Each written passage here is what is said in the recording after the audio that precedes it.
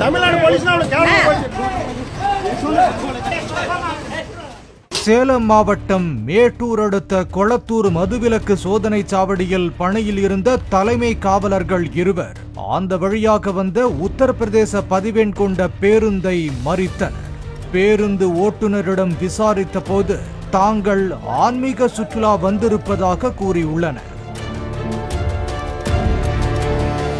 இந்த வழியாக மாதேஸ்வரன் மலை செல்வதாக கூறிய நிலையில் பேருந்துக்கு உரிய பெர்மிட் உள்ளதா என கேட்டதாகவும் உடனடியாக ஓட்டுநர் தனது செல்போனில் டிஜிட்டலில் இருந்த பெர்மிட் ஆவணத்தை காண்பித்து ஹிந்தியில் பேசிய போது தங்களை தவறாக பேசுவதாக நினைத்த போலீஸ் ஓட்டுநரை இறக்கி ஒரிஜினல் ஆவணத்தை கேட்டு சத்தம் போட்டதால் இரு தரப்புக்கும் வாக்குவாதம் ஏற்பட்டுள்ளது.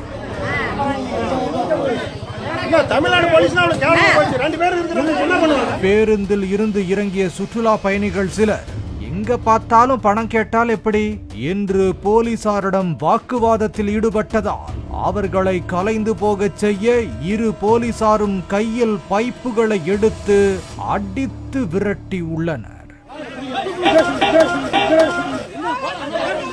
போலீசார் சாதாரண உடையில் இருந்ததால் தங்களை தாக்குவது போலீஸ் என தெரியாமல் எதிர்த்தாக்குதலில் ஈடுபட்டதாக கூறப்படுகிறது. பேருந்து ஓட்டுநர் கையில் கடப்பாரையுடன் போலீசாரை நோக்கி பாய்ந்துள்ளார். அவரை சுற்றுலா பயணிகள் தடுத்துள்ளனர்.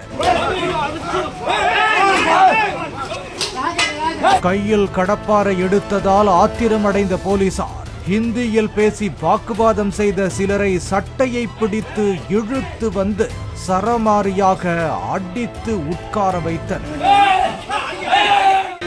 அவரை மற்ற சுற்றுலா பயணிகள் மீட்டு சென்றனர்.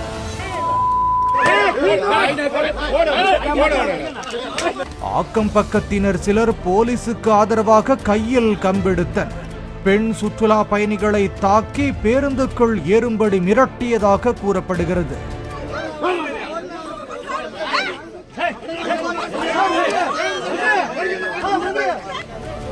இதில் காயமடைந்த சுற்றுலா பயணிகளும் சிகிச்சைக்காக சேர்க்கப்பட்டனர்.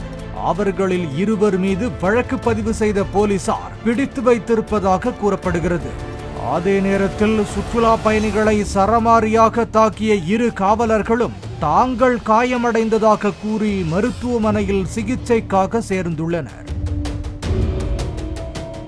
சம்பவம் குறித்து விவரித்த ஓமலூர் டிஎஸ்பி ஆரோக்கியராஜ் மொழி தெரியாததால் உண்டான குழப்பத்தால் இந்த தாக்குதல் சம்பவம் நடந்திருப்பதாகவும் வெளிமாநில சுற்றுலா பயணிகளை தாக்கிய மதுவிலக்கு காவலர்கள் மீது நடவடிக்கை எடுப்பது குறித்து ஆலோசித்து முடிவெடுக்கப்படும் என்றார்.